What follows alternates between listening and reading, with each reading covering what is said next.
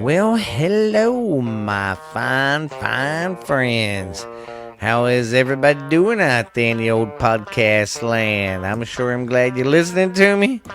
Welcome to another fine episode of your favorite show and my show, the number one show around the world today. Borderline Texas Trash, baby. I'm your host with the most recognizable voice in the podcasting world today. It's a good old friend, Uncle Boo, baby. It's the B-double-O, baby, coming down, going funky down, baby. We gonna get funky like a monkey tonight, baby. So I suggest you to strap on in and set in, and let's get this ship a rolling, babies. What do you say? And if you're new to the show, thank you. And hey, thanks for listening to the show, and it's awesome, man. This is episode 101, guys. Can you believe that shit? Getting close to finishing up season 2, man. Season 2. Then it'd be season 3, and I wanna appreciate you fans a lot, and here's why I say why. I'm gonna ramble a little bit on the first part of the show, and then I'll get to the news and all that. But hey, want to get this out of the way though. I wanted to give you the good news. We've got more listeners that's clicked on. I've gained some more memberships. That's since I've talked to you last, got over more downloads and stuff. So it's going, guys. I mean, it's steadily rolling downhill, gaining momentum, and I got you fans to think about it. And I took up for you today. But here's my little rambling speech. I've always said if you're gonna do that stuff, you gotta have thick skin. You gotta take bad comments, and I've had. It don't bother me. I've had people say my show sucks. I sound like a dumb redneck. I'm illiterate. Blah blah blah. I've heard it. Big deal. But I've heard good stuff too. Like I've had friends from other countries and people from out of state and just saying, hey, you're doing a good job, like you're showing stuff. I mean, when y'all reach out to me like that, that's awesome, and I wish y'all do more of it. So that's another thing I want to get to. That's one of my goals. I want to get more interactive with y'all. Y'all talk to us, talk to me more on Facebook. Sorry, this week I haven't been up on the Facebook. Jackson's been having a lot of baseball games this week. But back to the point before I get sidetracked. Anyways, that's one comment got me though. I made a Facebook rule talking about the show and all that, saying don't forget about it, the 100th episode, blah blah blah. And sometimes the F bomb drops. Well, a lot of people are stuck up and they hear you say the word fuck. They're like, oh, that just means you're illiterate. What the fuck ever. Everybody says fuck. Behind closed doors, I guarantee they do. But anyways, and I do sound like a dumb redneck sometimes. I don't mean to, but I'm not a dumb redneck. It's like that's what makes me mad. It's podcasting stuff I do. I do it all by myself, so it takes a guy with some kind of smarts. But anyways, it's a woman made a comment on there. You're very illiterate and stupid, which I don't mind. I get that all the time. But then when she went after my fans, that's what pissed me off. She said, your show's stupid, and you're stupid and illiterate, and whoever listens to your show is just as trashy as your show. And I was like, well, my show says that in the name. But as I read on, she just kept downgrading me and the fans, saying they're just as dumb and white and dumb and trashy as you. And that's what pissed me off. That's what really fucking pissed me off. I don't mind you go after me. You can do that to me all day because it's my show. My name's on the line out there. But my fans that fucking listen to me and it's their choice to and they go out of their way to listen to me and are loyal to my show, fuck yeah, I'm going to stick up for y'all. That's what pissed me off. My fans are not illiterate and stupid and trashy at all. Neither am I. But that's what pissed me off. She went after the fans. You guys have nothing to do with this. You just listen to a show you like. It don't fucking matter whose side I'm on or I say this or say that. I try to call this motherfucker down the middle. And that's where I know I hit a nerve, guys. When you start speaking the truth a little bit, you get little motherfuckers like that want to come out and run their mouth and act all big behind their fucking computer screens and all that shit. And behind their phone, But I ain't gonna say the name or nothing. But that's what pissed me off. She went after the fans, and that ain't cool. So she can kiss my ass. But I just said, sent her a reply. Thank you. Have a great day. And I blocked her. Well, it's like I was always raised. Kill 'em with fucking kindness. So, if, people say you're trashy, fuck them. It used to get on my nerves sometimes because I just don't like the stereotype. Oh, you're a fucking guy from the south, a country boy. You're fucking white trash. You're a dumb hillbilly redneck. Oh, I hate that stereotype. But, I'm getting to the point now, to the age, I'm getting to the point I don't give a fuck anymore. So, hey. Oh, God, there's that word that made me not sound intelligent. I said it again. Oh, fuckity fuck.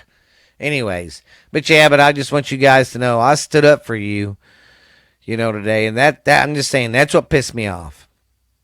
You don't go after my fans. That's one thing you don't do. You can go after me all you want, but you don't go after my fans. They're like my fucking family. They're my kids, so don't fuck with them. But I just want you guys to know I love you, and that's why I appreciate it, and I would take a bullet for you guys. I just want you to know you guys are amazing.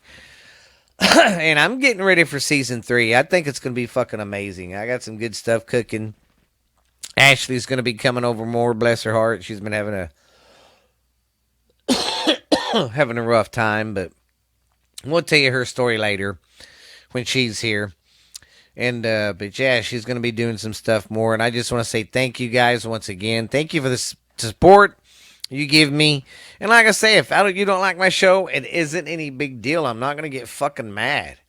I'm glad for the followers I do have and the downloads and the followers I do get now. I mean, I'm just doing this independently. That's what nobody fucking gets. Nobody. I'm doing this independently by myself, not making shit. And I do it because of the fans, and it's like I've had a pretty crappy week, but I look forward, not crappy as in like bad stuff happened. It's just busy as a mother, man. Just go, go, go, go, go. Ever since Saturday. We went to Easter dinner Saturday and Easter dinner Sunday. Monday was work, and then Tuesday school. Well, no, Monday was a baseball game. A baseball game. Tuesday was school and a baseball game. Wednesday we chilled, but we went to my niece's, and tonight we went to my niece's Ashley's house. So yeah, it's been a busy week, but I always look forward to coming into the studio on Thursday night and having all my stuff lined up, ready to go. Because what I do is I get everything ready. What I'm going to say is, then I go on to a Transistor where my platform is. I go ahead and type everything in, get everything ready, write down, what I'm going to talk about and all that crap. Put in all that kind of information, name of the show and all that, what episode, blah, blah, blah. And then I go to my audio part and I get it all ready and all that. So when I come back from Ashley's, all I got to do is record it, load it, bam, it's ready for in the morning. I got to do all the editing because I do the editing as I go. Because I'm a smart son of a bitch. Yeah, but I took up for you guys. You don't go after my fans. That just crawls all over me. They're very loyal and they're like me. They give a shit. They don't, it's hard to explain to somebody. It's not like we hate the left or the right. We just know we're tired of this shit, man. And both sides are fucking up, the left and the right. It's not just one party. It's turned into a big cesspool. Politics has. You got 30, 50-year fucking guys in there making a career out of being a politician. And for what? You don't accomplish nothing when you're up there but making millions off of us. While you live in your big-ass mansions out there around, around Washington, D.C. and Baltimore and all that whole area and stuff. I mean, geez. It's easy to... y'all have no idea how it is for a fucking working man. They just don't. A lot of them really, really don't. Oh, well, my father was. Yeah, but you wasn't. Jeez, I don't know. I'm rambling. They just made me mad, but you don't pick on my fans. All right, guys, I'm done with that. Let's start out with some, what time it is. It's time for some stupid news. But that does kill me how that woman said my show was trashy. Well, it does say in the headline, borderline Texas trash. Dumbass. But enough about that person. Our first story comes out from Florida. A Florida woman was arrested for lacing her lasagna Well, this woman was getting married, and her caterer got together and put a little marijuana in the food there. There's about 50 people there, and they got kind of high and was feeling weird because a lot of them, I guess, has never been high before. And when it happened, they were like, "Oh God, what's happening to me? I don't feel right." Oh, come to find out they was high, and they're gonna be charges are gonna be pressed or something. Yeah, but that's crazy. I thought, and I was like, "What?" My Mikey thing got knocked down. I had to adjust it. Okay, now listen to this weird motherfucker. A woman in Austin handed out eggs. What she did, she works at a pharmacy, and I still don't know why she done it, and that don't explain it, her working at a pharmacy. But listen to this shit. She dressed up as a, Easter bunny, like on Thursday or Friday. And she went out passing candy, the plastic eggs with candy in them. Some had candy, some had condoms. And yeah, she got in trouble. But they never really did say why she did it or anything, which makes me believe, all they said was she was worked at the local, she was one of the local pharmacists. So, yeah, watch your candy. It might have some condoms in it. Make sure they're not used. Our next story is from England. There's a vampire group in England that wants to meet at Whitby Abbey to break the record on May 26th for the largest gathering of vampires. So, if you're a vampire out there and you're looking for some group pictures to take, or just some fun times with some other vampires, go check that out, guys. Thought that was pretty cool. That'd be kind of cool, though, walk around seeing all the different versions of vampires. Because you could start out like back in the 20s and 30s, and then there's such an range of that character. It's how it's developed through the years. Sorry, guys. I had to get a drink. I was parched. Yeah. Okay. In Indiana, at a Walmart, a shopper found a python just chilling on the shelf. So when animal control came, yeah, a woman was shopping at Walmart. She went to get something. She seen that, and he was just sitting there. Didn't try to attack her or nothing. He was just sitting there. Didn't try to do anything. Didn't move. He was just chilling. I would have shit my pants and ran. Yes, because snakes and heights are my phobia. See, so that'd be weird. How could I die with snakes? And oh yeah, I'd be on a cliff and 100 snakes would be coming my way. Jump or get bitten. Ooh, fuck me. I would hate to choose that because I hate both. Ugh. Okay, and then we have in Richmond, Virginia, a man was sentenced today for murdering his mom and then eating her for a while. Well, because that's what drew their attention. I guess she, had some of her friends that they would go out and do the stuff like little old grannies do, go out and do their grandma stuff. When they noticed she hasn't been around for a while, when they went to check out, yeah, she was dead.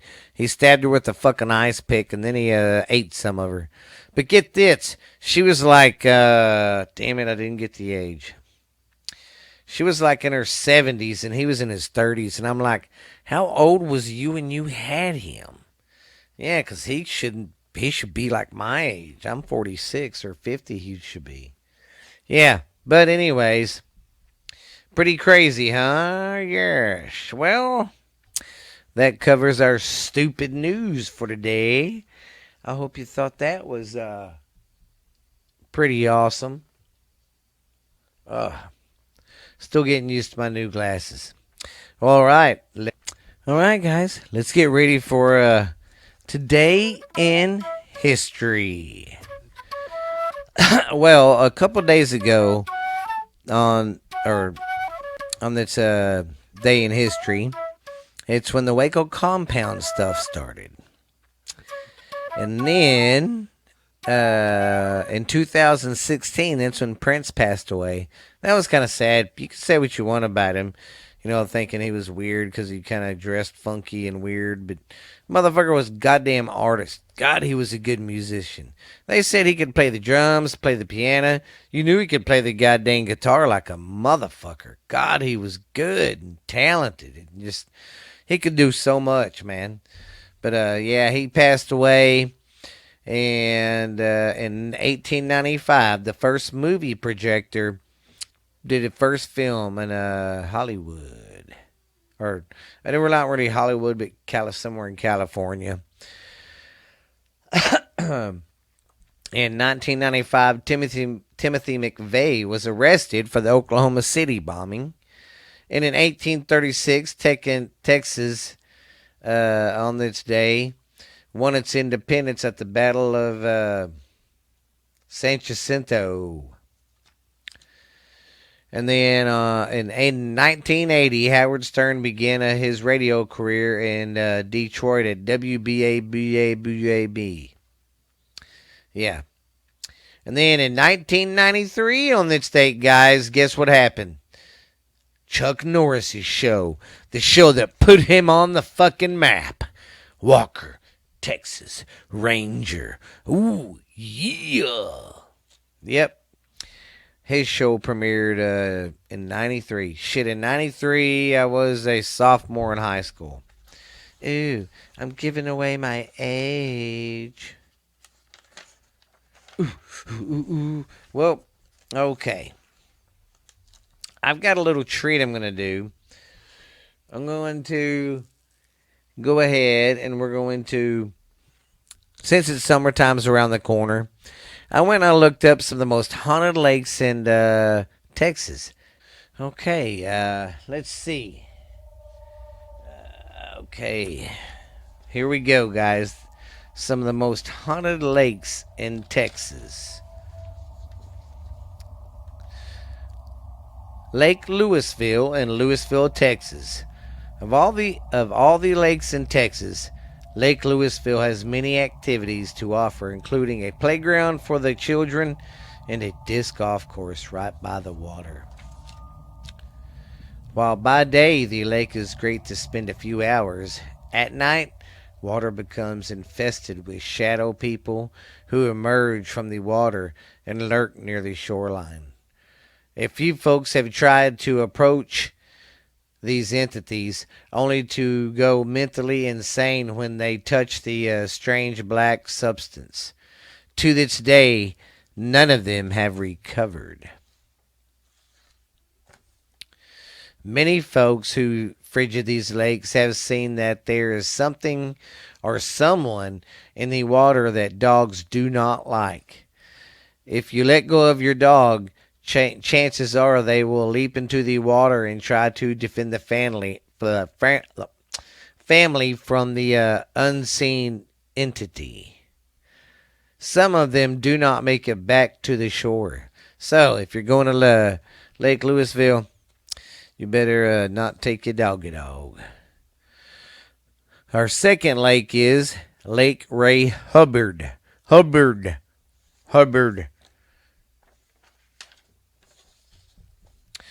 Many flock to this lake because of their yacht club. Many fun-filled social gatherings are held there all season long. If you attend an event or hang out at the bar at the club, chances are you might see a misty white apparition walking on the surface of the lake. Another freaking lady in white. Why? She haunts my dreams. Look no further than Lake Georgetown. This quite peaceful place is ideal afternoon reading or easily swimming by yourself and resting. Whatever you do, though, do not walk into the water at night. Nearby locals say that a strange, unidentified creature lives in the water and will try to make you its next meal, as it hunts for food after the sun goes down. So, watch out going to that lake. Our next lake is Bernie City Lake in Bernie, Texas. Bernie City Lake is an ideal place for families enjoying a nice swim, kayaking, or paddle boarding. Just don't leave the family dog unattended. Oh my God, another place where they fucking like to kill the dogs. That's bullshit. Some fishermen have reported seeing ghost like apparitions floating in the water, staring up at them on the docks. Those who have seen these spirits are terrified and still and are still frightened and never to return. Son of a schmikey. Oh well, I know we just talked about this, but here's a. Oh no, this is Lake Georgetown in Georgetown, Texas. Are Are you looking for a quiet place to get away from the drama of your ordinary life? Then go to hell. No, I'm just kidding. Then let's go to. Okay, I'm sorry. This is not Lake Georgetown. My bad. This is Lake Granbury. I don't know how I effed that up, but I did. Okay, Lake Granbury. Lake Granbury Lake is an ideal place for those who enjoy a spot of fishing. There are spots where folks can fish year round and catch many different species of fish. Just avoid looking too closely looking at the water.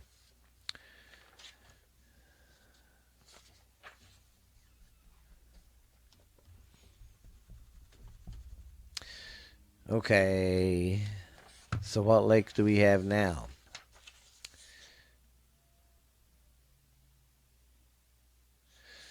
Okay, how did I do this?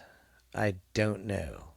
Okay, sorry for the pause, but all right. I think after this, I've got this right. Okay. We're going to skip it on down because I fucked this up. We're going to skip everything down and go to Ray Roberts Lake. It's an ideal place to spend the afternoon with friends. Soak in some rays at the sandy beach or play around a volleyball on their court. Just be wary as you gaze into the water. Last summer, a group of friends swore they saw a young woman calling out for help towards the center of the lake. When two of their group members swam to help, the women had disappeared.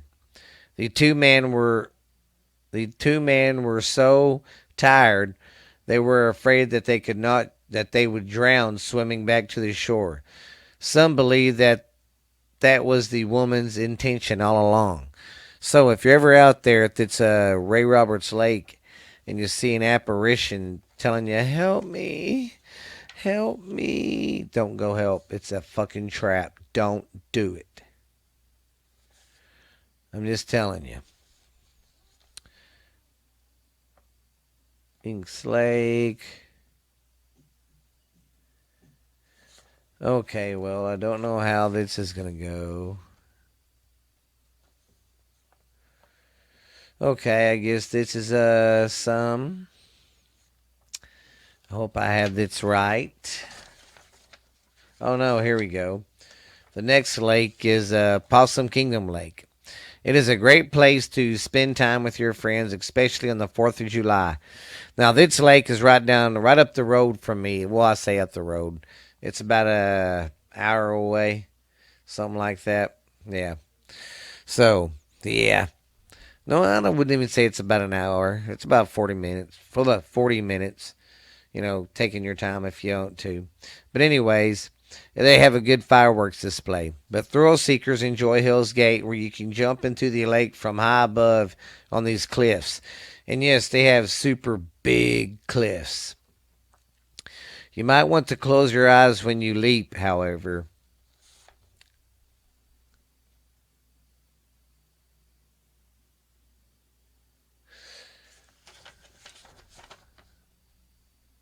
Okay. And that was it. Okay. Well, I thought I had my stuff in order, but apparently I don't have nothing in order.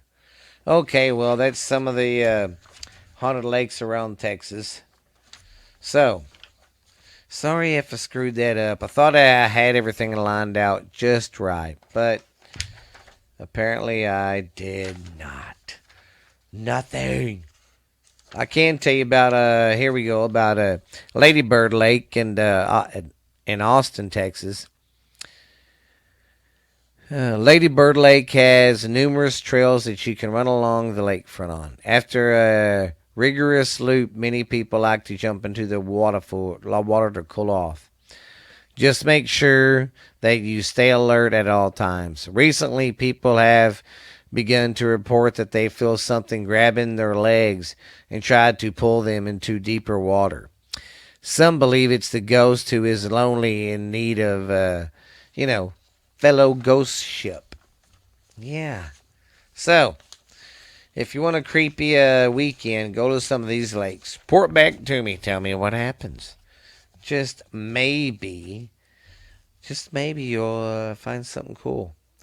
Maybe I'll get that stuff settled back out and I'll redo it again. I've been thinking about doing that since it's summertime. Like maybe next for May, do like haunted cabins or something.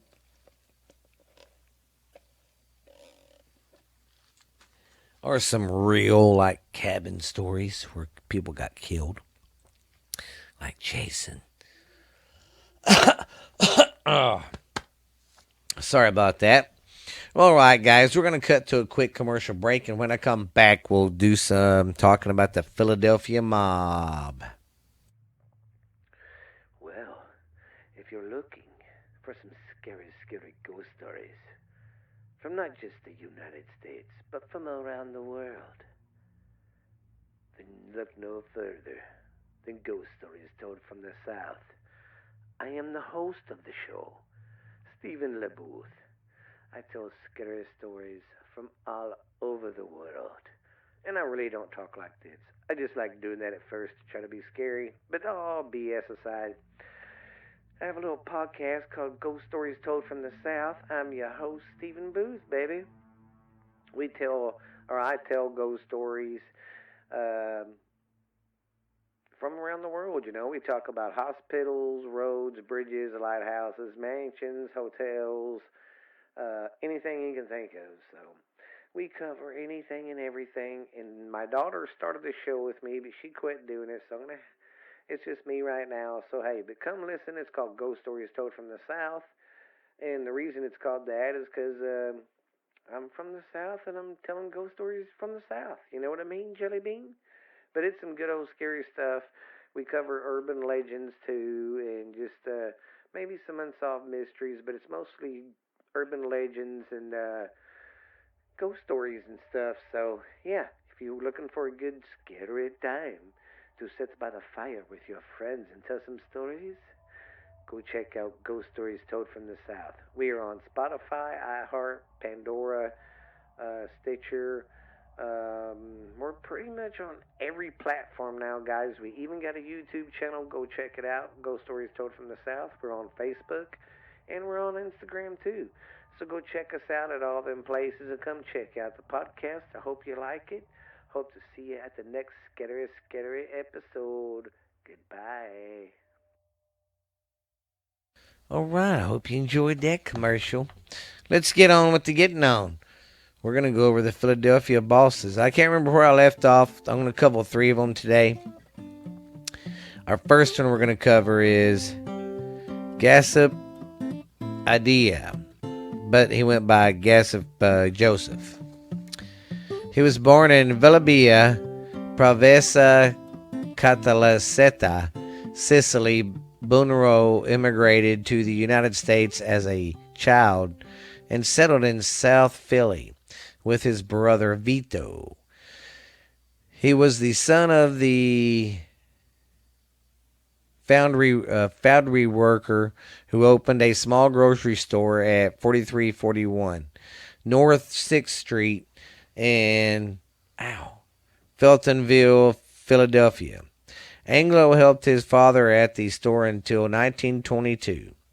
At the age of 12, when he first entered school, but attended for only a few years before dropping out of South Philadelphia High School to open his own grocery store at 18th and Aneen Streets in Pascagoula Square, Philadelphia.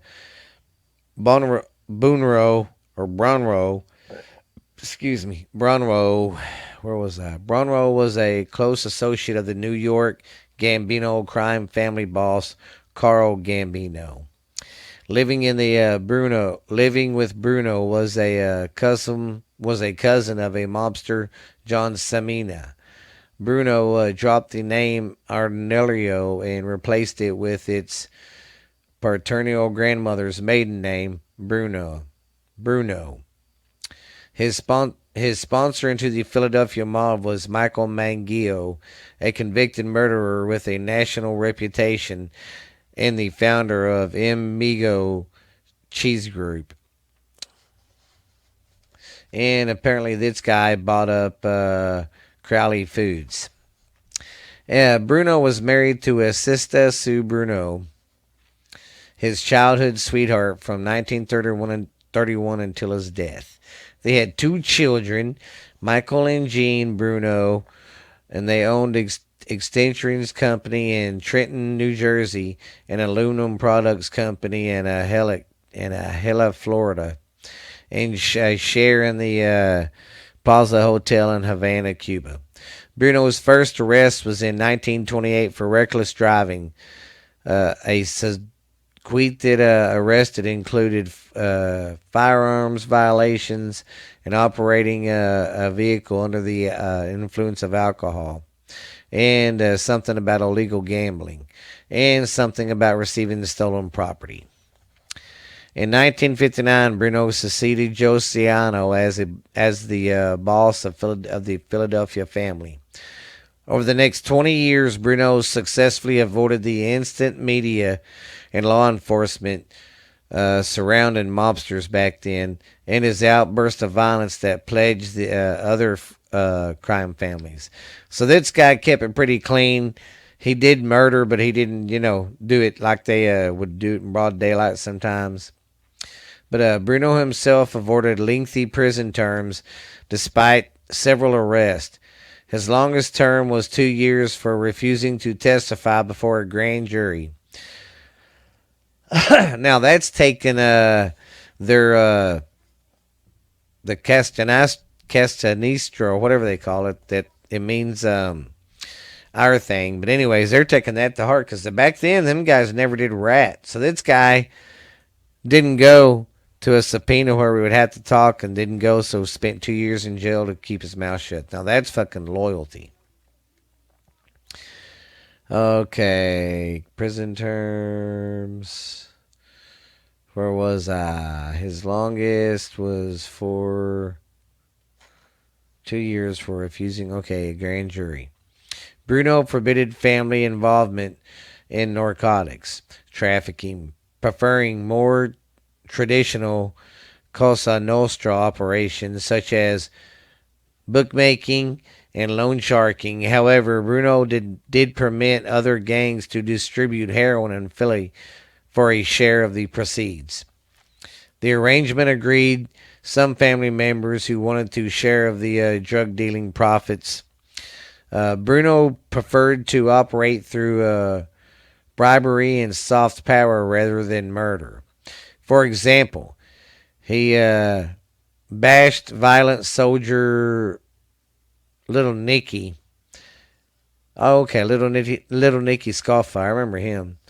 He beat him to the then backwater of Atlantic City, New Jersey, after he was charged with manslaughter.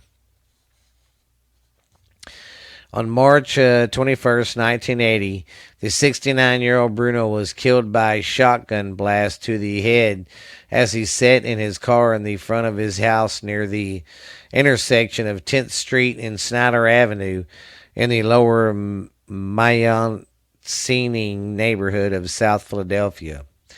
His driver, John Staffa, was wounded It was believed that the killing was ordered by Antonio Gabrino.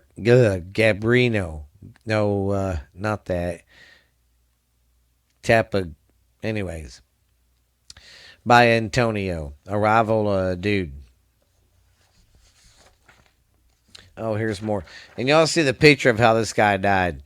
He was literally in his car, and his mouth is wide open in the back because his mouth was open. And he just bam, and he's still sitting up in his fucking seat. It's weird.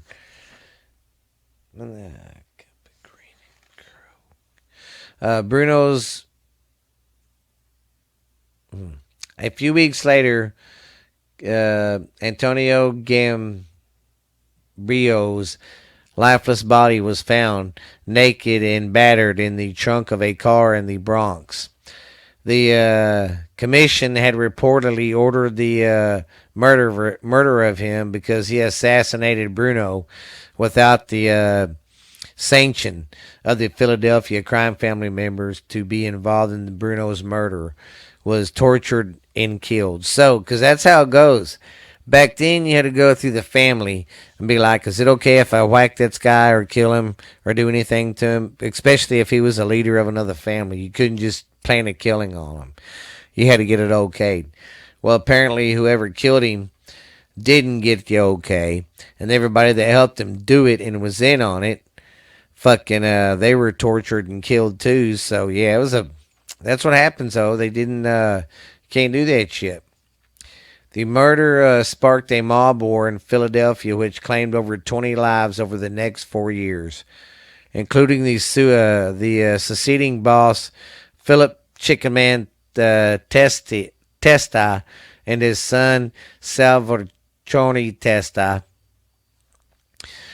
In February 2016, author and historian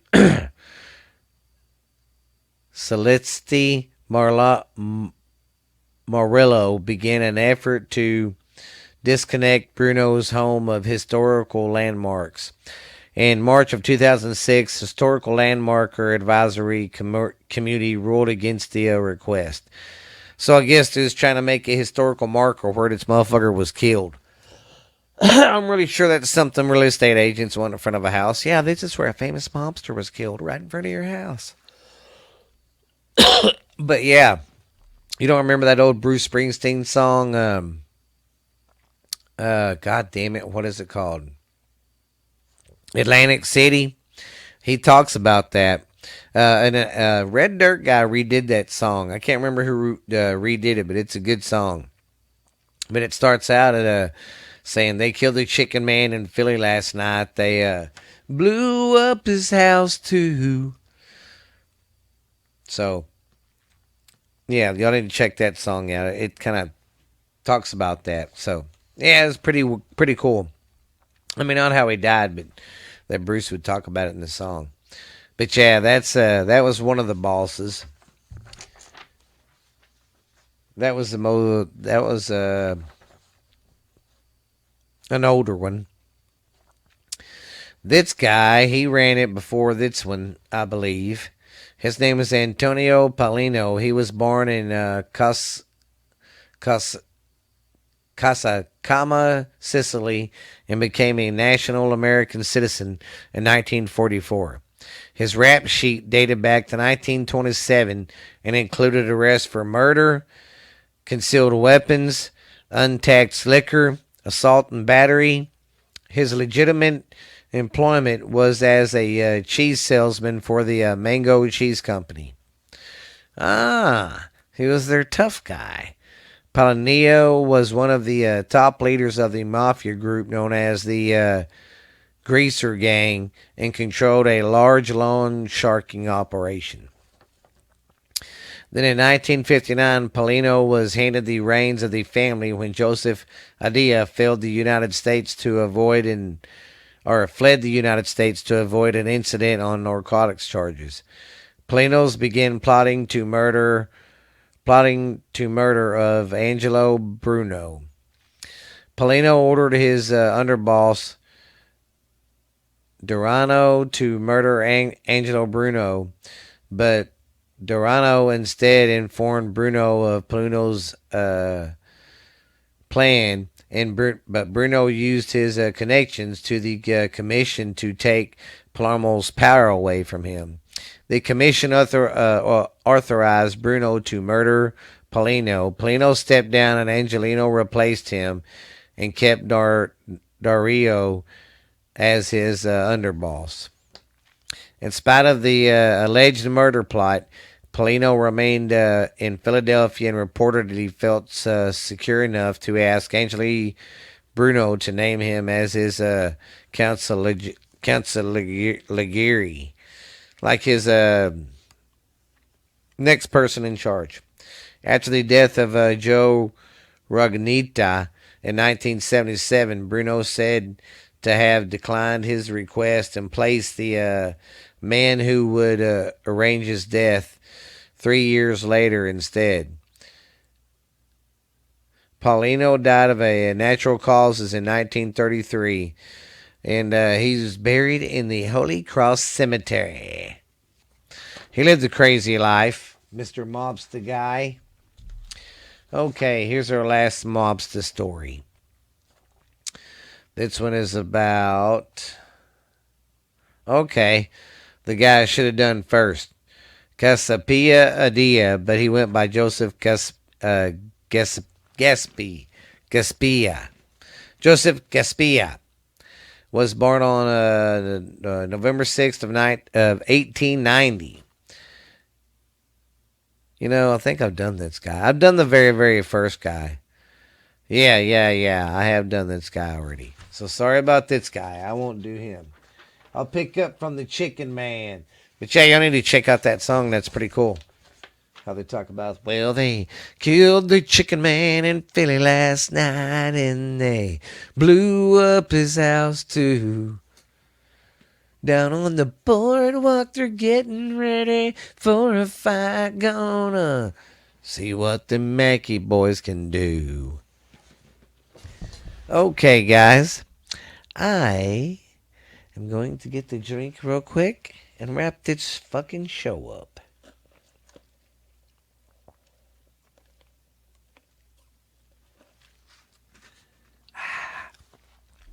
Well, I'm glad you guys enjoyed the show today. I figured I'd do something a little different. Something I've never, ever really done before. So, but I'm pumped up for the next month's coming up. Pumping up for season 3, baby.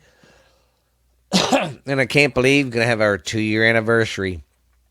A couple more episodes. That means I've been doing this shiznit for 2 years. Wow. I just want to thank you guys. I really do. Because you guys, man, make all that's possible and fun. So I just want to say thank you so much. All right, man? You guys are awesome. God, you are awesome. Don't ever let anybody sell yourself short. Or whatever I'm trying to say. But I ain't got really a whole lot to ramble about today. I haven't really seen a whole lot about Biden. I mean, I still see that he can't find his way to the podium sometimes, and he wanders around like like he's lost or whatever. I don't know. But yeah, I don't got a whole lot to gripe about today. It's just gas is starting to go up again, like everything else. My hairy little Gonzalez's. But yeah, but that's just the way it is. Oh yeah. But yeah, I hope you guys enjoyed this show today. Just want to say thank you once again to everybody who listens. And like I said, my numbers keep growing up and I keep getting more members. Want to say thank you to the new people listening. Thank you to our new friends on Facebook that have joined our fan or the Borderline Texas Trash Facebook page. So yeah, it's going good, guys. This is I'm just glad, my voice is being heard. Because I try to make this show not too much left, not too much right, not too much Republican, not too much Democrat, not too extreme this way, too extreme that way. I try to keep it down the middle. Because at the end of the day, all them motherfuckers up there, guys, are crooks. Remember that. They're not up there for me and you. They're up there to get themselves richer and get power. That's all they fucking want. But I hope my show brings a little positive into your life and makes you pretty balanced like me. I'm not trying to brainwash you and get you to come on my side. You believe what you want to believe. And if you want to listen to the show, listen to it. I'm not going to get mad. All right, guys? So just remember that, man. And hey, let's communicate more on Facebook. Y'all drop in my DMs. Slide in my DMs, man. So that'll be great, you little beavers. But I really love you guys. I just want to say thank you from the bottom of my heart.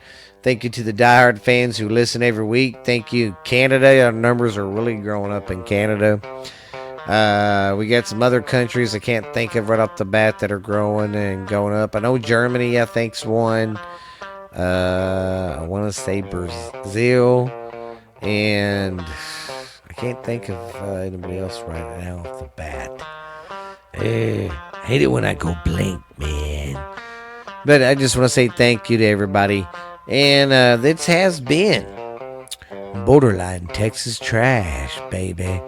I am your host with the most, baby. This is Uncle Boo. We came down. We got funky like a monkey today, baby.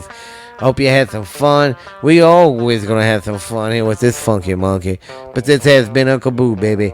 We love you and peace out. And thanks for listening to Borderline Texas Trash, guys. And don't forget, this has been a Booth Podcasting production, baby. Bye.